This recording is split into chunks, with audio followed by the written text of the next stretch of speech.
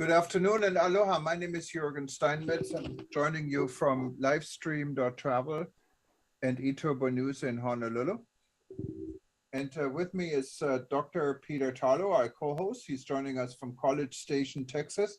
And before we get into the serious breaking news going on today, let me ask Peter how the weather is, and I'll tell you how things are here in Honolulu. Well, the weather here in Texas was really beautiful. It was a lovely day, nice sunny weather. It's my pleasure. So it was a beautiful day today in Texas, blue skies, high clouds, and we're especially grateful because, as you know, just a few hundred miles to the east of us is New Orleans. And of course, they're having the worst hurricane in the history of the United States. And so while we may be complaining because it's 92 or 93 degrees, they're in a situation with millions of people without electricity. The hospitals are filled because of COVID, and the entire city is blacked out. There's no electricity at all in New Orleans. So we're very thankful to be in Texas, where we have blue skies.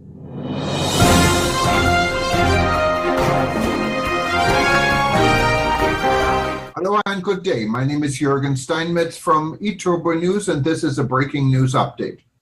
For more news updates and shows, please go to youtube.com/travel news group. youtube.com/travel news group. Here's our update. U.S. travel, EU travel restriction disappointing. Travel is a crucial component of the global economy and will be necessary for a full recovery from the economic devastation of the pandemic. European Commission recommends travel restrictions for U.S. travelers to EU. Many EU countries experienced boost in inbound visitation this summer. U.S. travel encourages the EU to remain open to vaccinated Americans. U.S. Travel Association Executive Vice President of Public Affairs and Policy Tory Emerson Barnes issued the following statement on news that the European Union recommends removing 93 degrees. Travel news experienced boost in inbound visitation this summer. U.S. travel encourages the EU to remain open to vaccinated Americans. U.S. Travel Association Executive Vice President of Public Affairs and Policy Tory Emerson Barnes issued the following statement on news that the European Union recommends removing the United States from its list of countries for which travel restrictions should be lifted. This is a disappointing development following the boost in inbound visitation by vaccinated travelers that many EU countries experienced this summer. Despite the uptake in vaccinations, the tool that's highly effective against the variants, which are on the rise on both sides of the Atlantic. Travel is a crucial component of the global economy and will be necessary for a full recovery from the economic devastation of the pandemic. U.S. travel encourages the EU to remain open to vaccinated Americans, and likewise urge the United States to take immediate steps to begin welcoming vaccinated individuals and restoring our travel economy. European Union officials today recommended to suspend all non-essential travel from the United States as U.S. new COVID-19 case numbers spiked.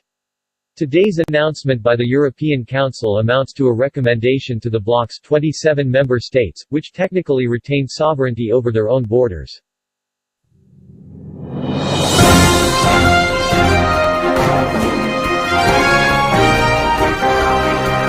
Thank you for listening. Peter, so this was the news in a summary. The European Union, that means Schengen area countries and also some additional European countries, members of the European Union, today decided to close their borders again after opening them up to U.S. leisure travelers, what of course is a big setback for the global travel and tourism industry. And especially for the European travel industry, because Americans tend to spend a lot of money when they travel, and European economies, many of them are very highly tourism oriented.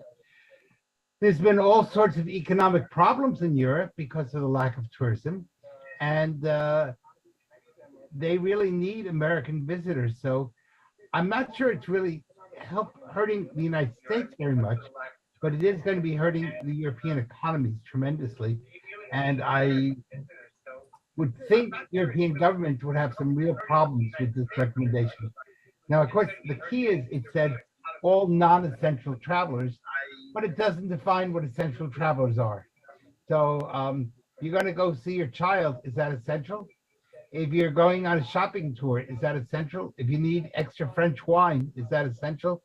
So there's no definition. It's kind of a statement without any teeth. Peter, of course, it plays both ways.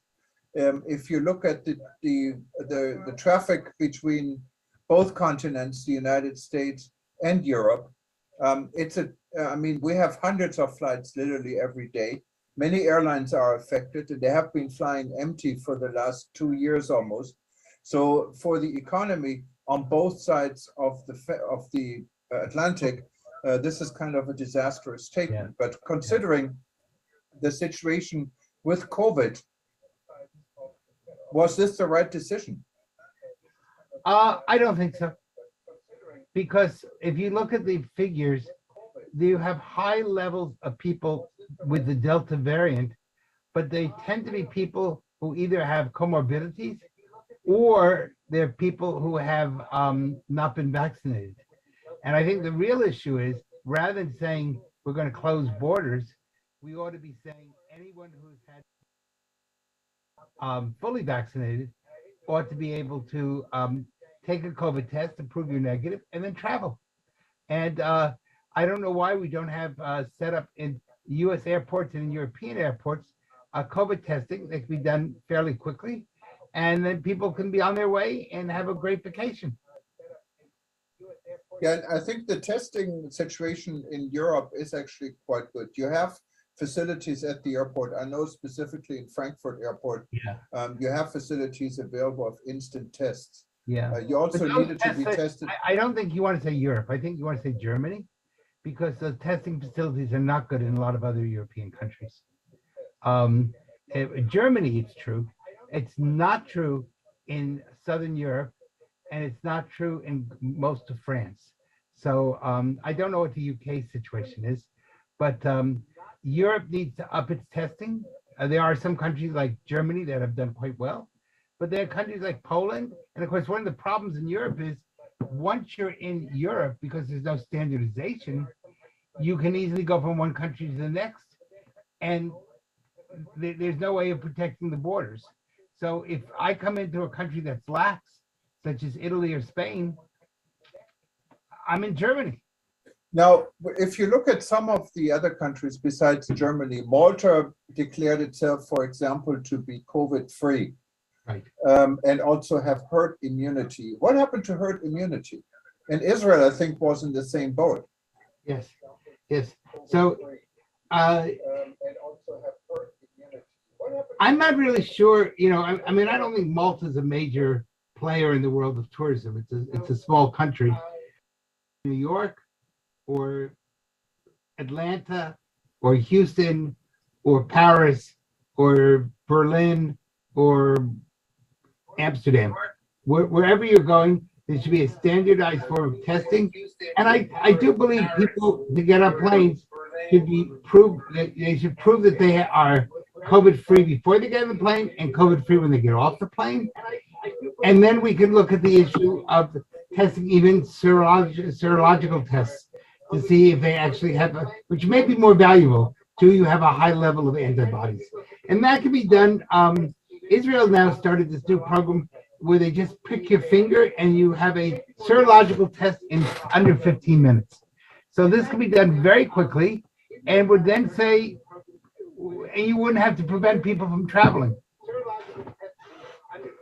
I know, absolutely. It is definitely a very worrisome situation economically, health-wise, and we have to find a way out. What is the way out, do you think? Well, I think there's really two issues. There's an economic issue and a political issue. And the political, brilliant elite class does not always understand the economic issues. And tourism is not a political industry, it's an economic industry. And so we have a real problem because a lot of people use COVID as a way of political control rather than seeing tourism as an economic benefit. And so I think the tourism industry is caught between the jaws of the politicians and the needs of to make money. Yeah, no, absolutely, Peter. Okay, when we get back, we're going to talk about Brazil. So please stay.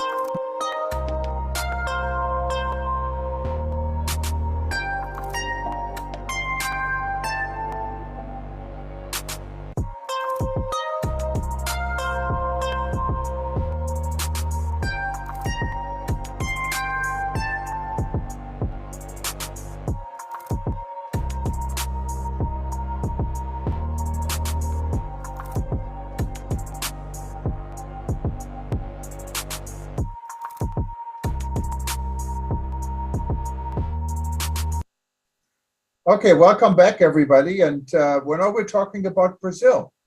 Yes. Peter, what's going on in Brazil? Well, Brazil really is having some interesting double crisis. One, of course, they're still suffering terribly from COVID.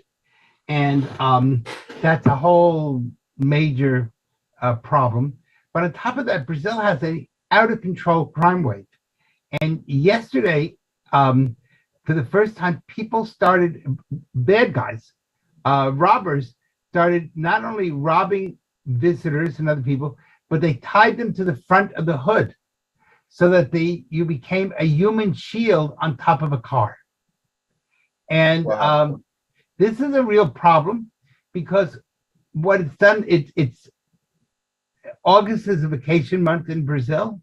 You have a lot of people coming in from Uruguay or Argentina or Chile, and they're really afraid to go because not only is it a question of being robbed, but how would you like to be robbed and then tied to the hood of a car so that you become a human shield?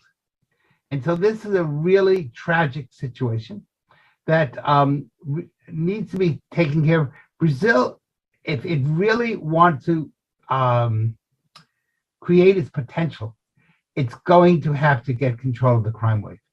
And that crime wave will literally destroy the Brazilian economy.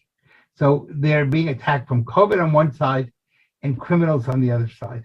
And that's a big problem. Wow, that is terrible. And COVID, of course, is still very much an issue in Brazil.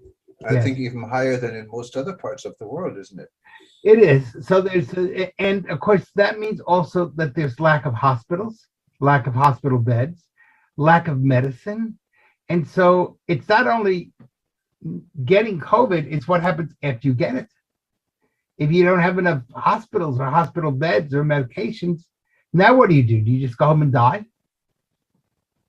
Wow. And if you're in a hotel and you're visiting, what's your situation? You probably don't speak Portuguese. You don't know the name of a doctor. The hospitals are overflowing, and you're afraid to take a taxi or a car because you might be kidnapped or shot. Wow. What else is there in the world? I mean, we're living through so many disasters. I mean, we don't even know where to count. So give us a bright side here before we close. Well, let's see, something bright that's happening. Universities are coming back this week, and that means that this coming week will be the first round of football games. Now, that's going to be a really interesting thing in the world of COVID. They do say they're going to be able, it's outdoors, of course, football, but and they're going to try to have some social spacing. But, you know, for example, here in College Station, our stadium seats over 100,000 people. And that's a lot of people for a football game. So I think they're only going to allow in maybe 35,000. So that's, for us, is kind of a small number. But I think it'll give people a real lift. You know, we need a psychological lift. And I think the fact that football is coming back, and as you know, the Paralympics are going on right now, and they are been much more successful, I think, in controlling COVID than the regular Olympics that were in Tokyo. So that's another, you know, good thing that we see.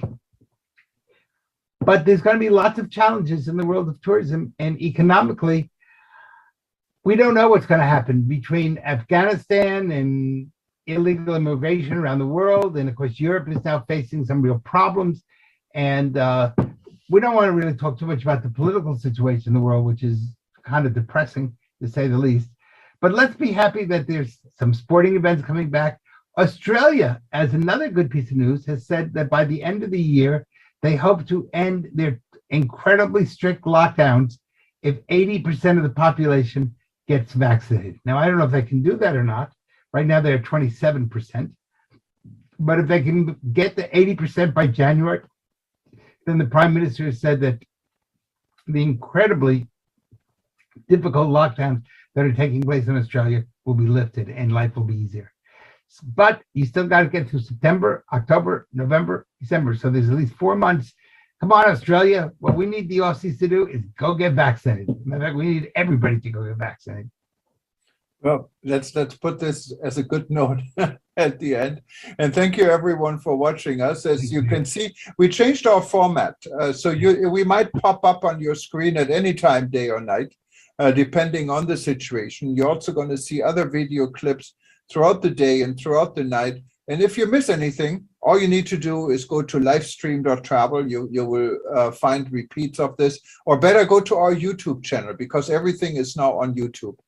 But Peter, maybe you can repeat that YouTube address again. Yes, the easiest way to go to YouTube, when you're on our website, on the top of every page, you see the breaking news show banner. That brings you to YouTube. Just click on the banner. You go to YouTube. What is youtube.com/travel news group. Well, for everyone else, for right now, we're going to say good night, goodbye, and we might see you in a few minutes, depending on the news. Okay, take care. Bye-bye.